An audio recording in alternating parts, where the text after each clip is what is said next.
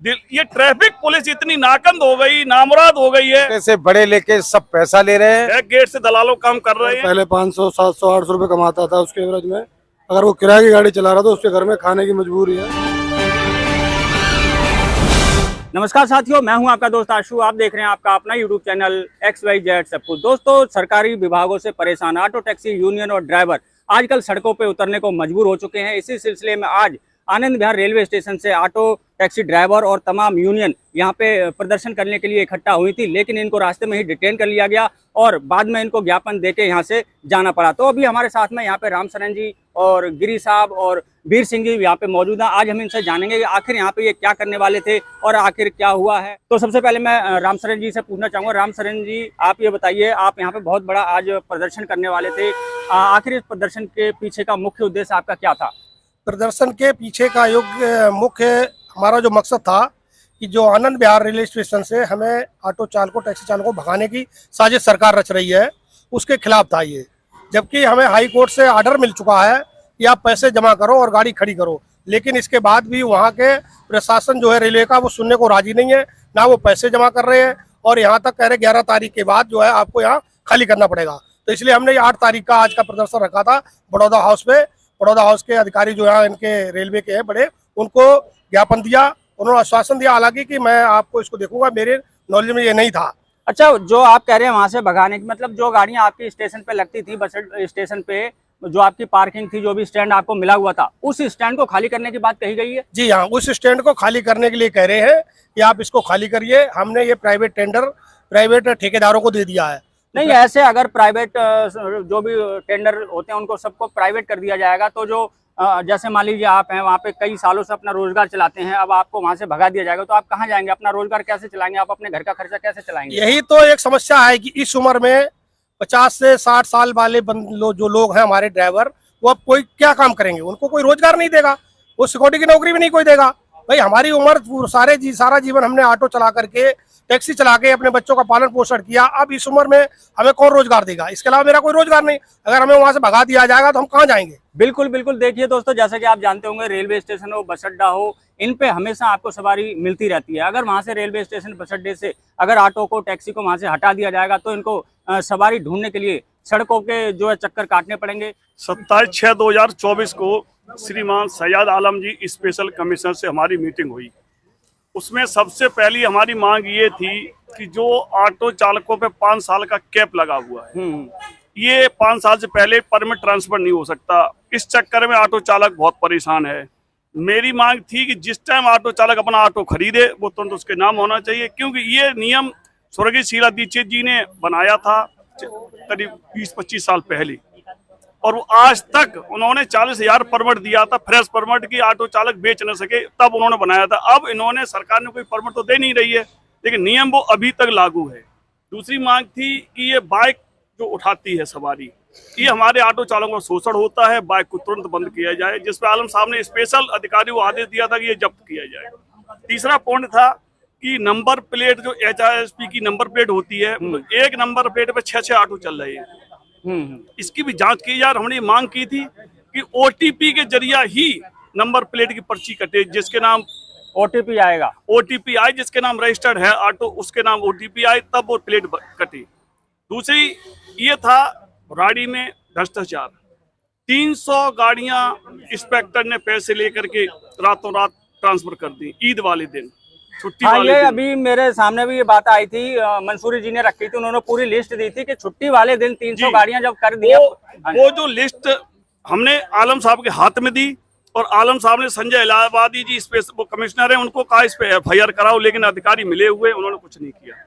अभी मैंने आज ही अपने चैनल पे एक वीडियो डाली है, एक ड्राइवर 6 महीने से परेशान है, उसकी जो P3 है, वो P3 कटवाने के चक्कर में वहाँ कई चक्कर लगा चुका है, लेकिन अभी तक उसकी P3 नहीं कटी है। ऐसे बहुत सारे ड्राइवर है, किसी की P3 कटनी है, किसी का परमिट ट्रांसफर होना है, कोई भी काम ऐसा नहीं हो रहा है। P3 की रिश्वत 3,000 रुपए है, वो फ्री में P3 नहीं दे रहे हैं, ड्राइवर को चकमा दे रहे हैं, कभी कोई कागज निकाल देते हैं, ऑब्जेक्शन लगा देते हैं, कभी कुछ कर देते हैं, वो P3 नहीं देंगे। 3,000 रुपए P3 की रिश्वत है। 3-3, 4-4 महीने से ड्राइवरों ने 8 परमिट ट्रांसफर की फीसें कटवा रखी हैं, सारे कागज ओके हैं, लेकिन वो करने को राजी नहीं, ऑब्जेक्शन लगा दी, कागज निकाल के फेंक देते हैं। और पहले तो ये रिसीविंग कागज नहीं करते थे। वो आलम साहब की मीटिंग में हमने ये रिसीविंग करने का आदेश करवाया, तब रिसीविंग फ्री नहीं किया, फिर दबाव बनाया, तब अब रिसीविंग कर रहे हैं। रिसीविंग नहीं देते थे, डब्बे में डलवा लेते थे, कागज फेंक देते थे, कहते आई अच्छा, ये एक चीज बताइए, कोई भी सरकारी विभाग होता है जहाँ पब्लिक का आना जाना होता है, पब्लिक काम होते हैं, क्या उसमें ताला लगाना या गेट लगाना कहाँ तक जायज है? जैसे कि राजपुरा अथॉरिटी में आप देखते हैं ताला लगा देते हैं, गेट बंद कर देते हैं। ये इनकी तानाशाही है, गुंडागर्दी है। अब ये दलालों काम कर रहे हैं, बैक गेट से दलालों काम कर रहे हैं, टैक्सी के काम कर रहे हैं। टैक्सी परमिट होल्डर की जरूरत नहीं है, क्यों? वो भी कॉमर्शियल है, नई फाइल करते हैं रजिस्टर्ड, उसमें परमिट होल्डर की जरूरत नहीं, क्यों? वो भी प्राइवेट कॉमर्शियल, पैसा मिल रहा है। सिर्फ ये पैसे लेकर काम कर रहे हैं, कुछ चुनिंदा दलालों काम अब भी हो रहा है। अच्छा, एक सवाल हो रहा है, जैसे कि आपने कहा जो ऑटो होता है उसका जो कैप लगा रखा है 5 साल का, उसको आप कम करवाना चाहते हैं, यानी कि तुरंत के तुरंत उसको ट्रांसफर। हम ये चाहते हैं कि जिस टाइम हमारा ऑटो चालक ऑटो खरीदे उसी टाइम उसके नाम हो जाए। तो अब क्या होता है, 5 साल बाद परमिट होल्डर जिसके नाम है वो चला जाता, बेच के अपने गांव चला गया, कहीं चला गया, मर गया, खप गया, या वो 50,000 मांगता है, 1 लाख मांगता है, तो उसी टाइम अगर हो जाती है ड्राइवर जंजल बच जाएगा और इसमें सरकार को राजस्व भी मिलेगा और एड्रेस करेक्ट हो जाएगा। अगर आपकी गाड़ी में बैग छूट जाता है आपका, तो फोन करेंगे तो गाड़ी है रामलाल के नाम चला रहे हैं, श्यामलाल, तो मिलेगा ही नहीं, कैसे मिलेगा? बिल्कुल। तो ये भी सारी बात हमने रखी थी, 3 घंटे मेरी मीटिंग चली थी आलम साहब के साथ, सारी बात अधिकारी समझाई और इन्होंने फाइल भी भिजवाई मंत्री को। पर्यटन मंत्री इतना बदमाश है कि इसने किसी यूनियन वाले को मीटिंग में समय नहीं दिया और फाइल भी इसने वापस कर दी, ऑफिस में लगा के इसने पास नहीं किया। चलिए, अब हम इनसे जानेंगे। अच्छा, ये बताइए आप बताइए, ओला उबर पे मैं बात करूंगा। जैसे ओला उबर की जो बाइक टैक्सी चल रही है दिल्ली के अंदर, सरकार इन पे नकेल कसने को तैयार नहीं है, सरकार ने छूट दे रखी है और ये सारी प्राइवेट नंबर की बाइकें हैं जो कि ऑटो टैक्सी का जो रोजगार है वो खा रही हैं। ऑटो टैक्सी ड्राइवर इस समय एक एक सवारी के लिए तरस रहा है। वहीं पे ये जो बाइक है प्राइवेट नंबर की या फिर प्राइवेट की जो 4 व्हीलर है, चाहे हम इको कह लें, और भी कई तरह की गाड़ियां हैं जो प्राइवेट नंबर की धड़ल्ले से दिल्ली के अंदर घूम रही हैं, लेकिन कोई भी इन्फोर्समेंट टीम हो चाहे ट्रैफिक डिपार्टमेंट हो, इन पे नकेल कसने में बिल्कुल ही लाचार दिखाई दे रहा है। देखिए भाई साहब, उसमें ऐसा है कि जो दिल्ली सरकार है, सबसे पहले तो वो भ्रष्ट हो चुकी है। उसके साथ साथ दिल्ली सरकार से जुड़े जितने भी डिपार्टमेंट हैं, वो सब जितने अधिकारी बैठे, जितने एमबीआई बैठे, जितने क्लर्क बैठे, टोटल भ्रष्ट है। आज की डेट में ट्रांसपोर्ट विभाग की जो हालत है ना, वो खस्ता हाल कर दी है। इन्हीं अधिकारियों ने मिलके छोटे से बड़े लेके सब पैसा ले रहे हैं और ड्राइवर को परेशान कर रहे हैं। 6-6 महीना हो गए हैं, 10-10 महीना हो गए हैं, ड्राइवर धक्का खा रहा है, रोजगार के लिए भटक रहा है, लेकिन आज तक जो है इन्होंने कोई कार्रवाई नहीं की है। ओला उबर, टैक्सी, मोटरसाइकिल, ये सरकार ने छूट दे रखी है, अधिकारियों ने छूट दे रखी है। ये वो अपनी मर्जी से नहीं चला रहे, ये अधिकारी, सरकार और ये जो प्राइवेट कंट्रैक्टर जो जिन्होंने ठेके ले रखे हैं, इन लोगों की मिली भगत से ये सारे काम हो रहे हैं। प्राइवेट मशीनरी बना रखी है इन्होंने, प्राइवेट ठेका दे रहे हैं, उनसे उगाही कर रहे हैं और गरीब आदमी को मारने का प्रयास किया जा रहा है। सरकार अपना जो कमाई का जरिया है वो तो निकाल रही है, लेकिन जो ऑटो टैक्सी ड्राइवर परेशान है, अगर 2-4 पैसे कमा के अपना घर चलाना चाहते हैं, उनके सारे रास्ते जो है सरकार बंद करती जा रही है। बंद करती जा रही है, ये हाल है। ये आप बता दो कि हम गरीब आदमी, ऑटो ड्राइवर एक बहुत गरीब आदमी था और गरीब आदमी है। ऑटो की कीमत 2,65,000 है और 7.5 लाख रुपए का बेचे जा रहा है। क्या सरकार को पता नहीं? केंद्र सरकार को पता है, राज्य सरकार को पता है, पूरे हिंदुस्तान को पता है इस दिल्ली। अच्छा, इसकी कीमत कम कैसे हो सकती है? इसका कुछ आप सजेशन देना चाहेंगे? इसकी कीमत ऐसे कम हो सकती है कि अगर सरकार चाहे, कमिश्नरी चाहे, तो इसका फ्री परमिट कर दिया जाए। फ्री परमिट मतलब जिसको चाहिए वो ले ले, लाइसेंस बेस पे उसको गाड़ी देनी चाहिए और ये सारी समस्याओं का समाधान हो जाएगा। अच्छा, एक सवाल मैं वीर सिंह जी आपसे पूछूंगा, जैसे कि ऑटो के अंदर अभी एक लिमिट लगा रखी है कि 1 साल से 1 लाख से ज्यादा आप ऑटो नहीं खरीद सकते, तो दिल्ली में 1 लाख लगभग हो चुके हैं, अभी इस पे परमिट बंद कर दी है। लेकिन वही मैं एक चीज ये पूछूंगा, दिल्ली के अंदर इलेक्ट्रिक जो ई रिक्शा है, इसके ऊपर कोई कंट्रोल नहीं है। ये जगह जगह इतना जाम, आप सदर बाजार चले जाइए, चांदनी चौक चले जाइए या फिर किसी भी बड़ी मार्केट में चले जाइए, और जहाँ पे 236 रोड पे इनको बैन कर दिया गया है, वहां पे भी ये धड़ल्ले से चलते हैं। यहाँ तक कि आप कहीं किसी एक्सप्रेस वे पे जाएंगे, वहां पे भी आपको ई रिक्शा देखने को मिल जाएगा। तो क्या दिल्ली सरकार या केंद्र सरकार इन पे रोक नहीं लगा सकती है? जिस प्रकार से ये जो आपने जवाब किया है 1 लाख, अभी हमारा ऑटो 326 बाकी है 1 लाख में, वो सरकार नहीं दे रही है परमिट, पहला पॉइंट। दूसरा जो आपने मुद्दा उठाया है ई रिक्शा का, ये हमने लिख करके आलम साहब को मीटिंग बोला और हमने कहा इसकी पॉलिसी बनाई जाए कि ये जो है बिना लाइसेंस, बिना कागज, बिना इंश्योरेंस के धड़ाले चल रहे हैं और नाबालिग चला रहे हैं, और इस पे रोक लगाई जाए, इनको बंद कराया जाए। कोई पन नंबर नहीं है, कुछ नहीं है, प्लेट नहीं है और धड़ाधड़ चला रहे हैं। अभी एक मामला आया था, एक 3 साल का पता नहीं कितने छोटा सा बच्चा है जिसे टक्कर मार के वो ई रिक्शे वाला चला गया, उसकी बेचारे की मौत हो गई। और ऐसा ही मामला आज से काफी साल पहले आया था जब इन पे एकदम से रोक लगा दी गई थी। फिर केजरीवाल जी ने खोल दिए, फिर कैंप लगाए, इनके रजिस्ट्रेशन करे। तो ये हाल हो चुका है कि ये ना तो इनके पास लाइसेंस होता है, ना कोई ट्रेनिंग होती है, ना मतलब प्रॉपर तरीके से इनके कागज होते हैं, और ये धड़ल्ले से चल रहे हैं। किसी के साथ भी एक्सीडेंट कर देते हैं, कोई उनको क्लेम भी नहीं मिलता है। केजरीवाल जैसा दोगला आदमी आज तक नहीं देखा। इसने बच्चों कसम खाई थी कि बंगला नहीं लेंगे, कोठी नहीं लेंगे, सुरक्षा गार्ड नहीं लेंगे। आज शीश महल बना दिया जनाब, शीश महल। अगर ये टैक्स कर दे 200 रुपए शीश महल देखने का, तो लोग देखेंगे जाके 200 रुपए देंगे। ऐसा बनवाया, कितने महंगे पर्दे लगवाए, और जिन ऑटो चालकों के कंधे बैठ गए ये मुख्यमंत्री बना, उन ऑटो चालकों से पतन कर दिया।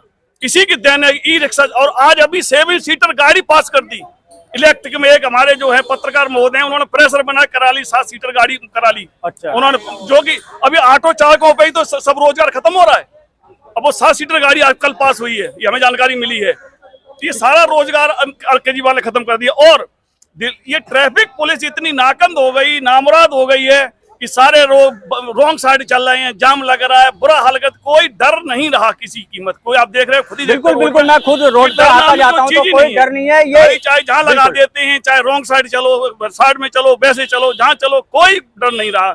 इस सरकार से मांग करते हैं। बहुत बहुत धन्यवाद वीर सिंह जी आपका। गिरी जी, आप एक, अच्छा आप ये बताइए, आप एक ड्राइवर हैं, आप ये बताइए ओला उबर से, बाइक टैक्सी से आपके रोजगार पे कितना असर पड़ा? आप पहले कितना कमाते थे और आज की डेट में आप कितना कमा रहे हैं? सर पहले के एवरेज में आज की कमाई 40% रह गई है। 40%? जो ड्राइवर पहले 500, 700, 800 रुपए कमाता था, उसके एवरेज में अगर वो किराए की गाड़ी चला रहा तो उसके घर में खाने की मजबूरी है, रोटी के भी लाल है। इस टाइम 400 रुपए दिहाड़ी देगा, 300 रुपए गैस भराएगा, तो घर पे वो कुछ नहीं दे रहा। ड्राइवर कर्जे में डूब रहा है। जिसकी गाड़ी किस्त पे है वो अपना बेचारा किस्त नहीं दे पा रहा, फाइनेंसर उसकी गाड़ी खड़ी करा रहा है क्योंकि वो इतना कमा ही नहीं पा रहा है। जहाँ काम जो सवारी ऑटो में मान लो मीटर समझाते हैं 100 रुपये बनते हैं, और उबर और ओला की बाइक उसको 40 रुपये मिल जाती है, 50 रुपये मिल जाती है, तो सवारी उसमें चली जाती है। तो हमारे लोगों का काम का इतना बुरा हाल है कि बस ड्राइवर ये मान लो कि रोटी खाने को भी मजबूर है। देखिए, यहाँ पे मैं जनता की बात करूं तो जनता को जहाँ से सहूलियत मिलेगी, जहाँ उसके पैसे कम लगेंगे, वो तो वहां पर जाएगा। बात आती है यहाँ पे लीगल इलीगल की। आपने परमिट लिया, इंश्योरेंस कमर्शियल कराया, आपके सारे डॉक्यूमेंट कमर्शियल है, आप प्रॉपर तरीके से रूल रेगुलेशन से काम कर रहे हैं। बात यहाँ पे है प्राइवेट नंबर की। प्राइवेट नंबर में क्या होता है, ना तो उनको कोई परमिट लेना पड़ता है, ना कमर्शियल लाइसेंस, इंश्योरेंस, कुछ नहीं लेना पड़ता। वो ऐसे रोड पे अपनी कोई भी गाड़ी उठाई और चल दिए और सवारियों को उठा लिए। तो ये है मेन मकसद, ये है। तो आप दिल्ली सरकार से और क्या उम्मीद रखते हैं, क्या ये इन पे नकेल कस पाएगी? सरकार से मैं ये अपील करूंगा कि या तो इनको जो गाड़ियां बाइक चल रही हैं इनको भी पूरा कॉमर्शियल किया जाए, या फिर इनको पूरा तरीके से बैन किया जाए।